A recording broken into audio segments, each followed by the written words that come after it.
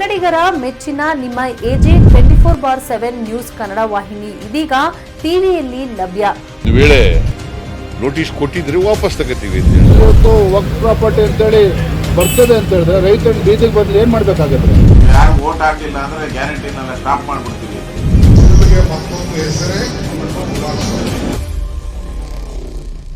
ಕರ್ನಾಟಕ ಮತ್ತು ದೇಶ ವಿದೇಶ 360 ಡಿಗ್ರಿ ಸುದ್ದಿ ಹಾಗೂ ಉತ್ತರ ಕರ್ನಾಟಕ ಬೆಳಗಾವಿ, ಬಾಗಲಕೋಟೆ, ಧಾರವಾಡ, ಹಾವೇರಿ, ಗದಗ, ಬಿಜಾಪುರ ಜಿಲ್ಲೆಯ ಕ್ಷಣ ಕ್ಷಣದ ವಿವರವನ್ನ ಪಡೆಯುವುದಕ್ಕೆ ಎಜೆ 24/7 ನ್ಯೂಸ್ ಕನ್ನಡ ವಾಹಿನಿಯನ್ನ ಲೈಕ್ ಮಾಡಿ, ವಿಡಿಯೋಗಳನ್ನ ಶೇರ್ ಮಾಡಿ, ಕಮೆಂಟ್ ಮಾಡುವ ಮೂಲಕ ನಮ್ಮ ವಾಹಿನಿಗೆ ಸಹಕಾರ ನೀಡಿ ಮತ್ತು ಚಾನೆಲ್ ಅನ್ನ ಸಬ್ಸ್ಕ್ರೈಬ್ ಮಾಡಿ.